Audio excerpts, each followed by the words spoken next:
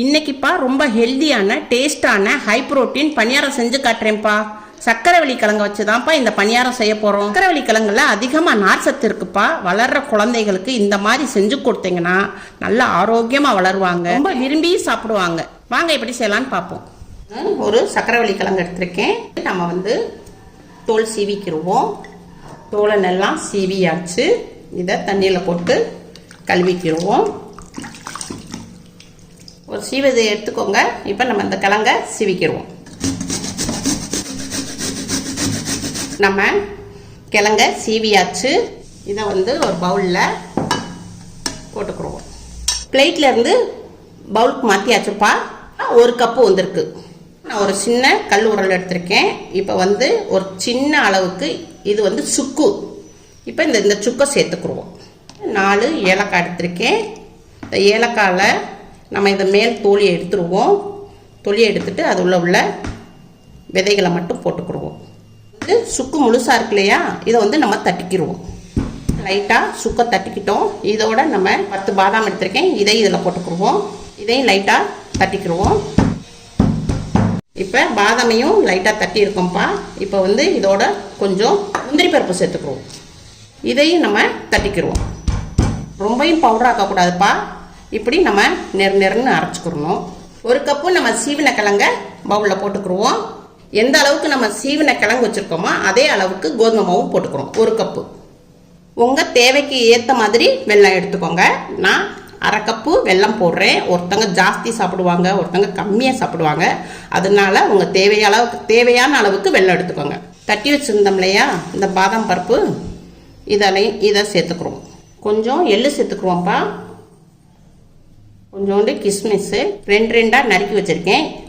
இதையும் இதில் சேர்த்துக்குருவோம். 1 பிஞ்சு கொஞ்சோண்டு உப்பு சேர்த்துக்குருவோம். வெல்லம் சேர்த்துருக்கோம் இல்லையா, கொஞ்சோண்டு நம்ம லைட்டாக 1 பிஞ்ச் அளவுக்கு உப்பு சேர்த்தோம்னா அந்த வெல்லம் நம்மளுக்கு ரொம்ப டேஸ்ட் கொடுக்கும். இதை எல்லாத்தையும் நம்ம பிசைஞ்சுக்குருவோம். நல்லா நம்ம பிசைஞ்சாச்சு. தண்ணி ஊற்றி பிசைஞ்சுக்குருவோம். கொஞ்சம் கொஞ்சமாக ஊற்றி பிசைஞ்சுக்கிறோம். எல்லாத்தையும் நம்ம மிக்ஸ் பண்ணியாச்சுப்பா. இப்போ வெல்லம்லாம் நல்லா கரைஞ்சிருச்சு. இப்போ இன்னும் கொஞ்சம் தண்ணி ஊற்றிக்கிடுவோம். தேங்காய் பூ துருவி வச்சுருக்கேன். இதையும் கொஞ்சம் சேர்த்துக்கிடுவோம். நம்ம பணியாரம் சாப்பிடும்போது ரொம்ப டேஸ்ட்டாக இருக்கும். எல்லாத்தையும் மிக்ஸ் பண்ணியாச்சுப்பா. இப்படி நம்ம ஒரு குண்டு கரண்டி இருக்கு இல்லையா, இப்படி இதை வச்சு நல்லா கலந்துக்கிடுவோம். அவ்வளோதான்ப்பா, மாவு ரெடி ஆயிடுச்சு. வாங்க உங்களுக்கு பணியாரம் ஊற்றி காமிக்கிறேன். எண்ணெய் துணியை வச்சு இப்படி தேய்ச்சிக்கிடுவோம். எல்லாத்துலேயும், எல்லா குழியிலையும். இதில் கொஞ்சோன்னு எள்ளு போட்டுக்கிடுவோம். பணியார மாவை இதில் ஊற்றிக்கிடுவோம்.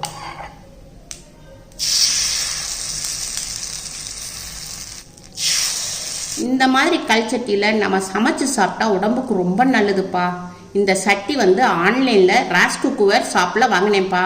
வீட்டுக்கே கொடுத்துட்டாங்க. கடையோட நம்பர் தரேன்ப்பா, நீங்களும் வாங்குங்க. ஆரோக்கியமாக சமைச்சு சாப்பிடுங்க.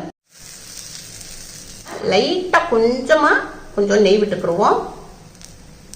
நம்ம கீழே எள்ளு போட்டிருக்கோம் இல்லையா, அது மாதிரி மேலே கொஞ்சோண்டு எள்ளு போட்டுக்குவோம். கீழே நல்லா வெந்துருச்சுப்பா. இதை நம்ம திருப்பி போட்டுக்கிடுவோம். இப்படி ஒரு கத்தி எடுத்துக்கோங்க. இப்படி முகனையாக இருக்கும், இல்லாட்டா சின்னக்கடி இருக்கும்ப்பா. அதை வச்சு நீங்கள் பரட்டிக்கோங்க. நெய் நம்ம 1 டிராப்ஸ் தான்ப்பா விட்டோம். எதுக்கு இப்படி பொரியுதுன்னா, நம்ம மாவில் வெல்லம் போட்டிருக்கோம் இல்லையா, அதனால உங்களுக்கு வெல்லம் இலகி எந்த மாதிரி தெரியுது. இப்போ நம்ம பரட்டி போட்டியாச்சுப்பா. இன்னும் ஒரு 2 நிமிஷம் வேகட்டும். இப்போப்பா நம்ம பரட்டி போட்டிருந்தோம். 2 நிமிஷம் ஆயிடுச்சு. இப்போ நல்லா வெந்துருச்சு. இப்போ நம்ம கேஸை ஆஃப் பண்ணிடுவோம்.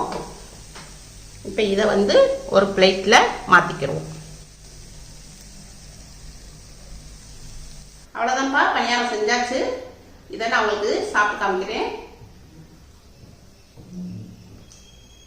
ரொம்ப டேஸ்டாக இருக்குப்பா. ரொம்ப டேஸ்டாக இருக்குது. நீங்கள் இதை பெரியவங்க சாப்பிடலாம், பிள்ளைய சாப்பிடலாம், பேத்திக சாப்பிடலாம். பேத்திகளுக்கெல்லாம் இப்படி கொடுத்தீங்கன்னா அவங்க அப்படியே இன்னும் வேணும்னு சாப்பிடுவாங்க. ஏன்னா இது நம்ம வீட்டிலேயே ஹெல்தியாக செஞ்சுருக்கோம். பிள்ளைகளும் நல்ல ஆரோக்கியமாக இருக்குங்க. இப்படி செஞ்சு கொடுங்க பிள்ளைகளுக்கு. வெறும் நம்ம வந்து சக்கரவள்ளி கிழங்கு மட்டும் அவிச்சு கொடுத்தா பிள்ளைய சாப்பிடாதுங்க. இப்படி டிஃப்ரெண்டா நீங்க செஞ்சு கொடுங்க, பிள்ளை எல்லாரும் நல்லா விரும்பி சாப்பிடுவாங்க. உங்க வீட்டுல செஞ்சு பாருங்க. அம்மாக்கு லைக் பண்ணுங்க, ஷேர் பண்ணுங்க.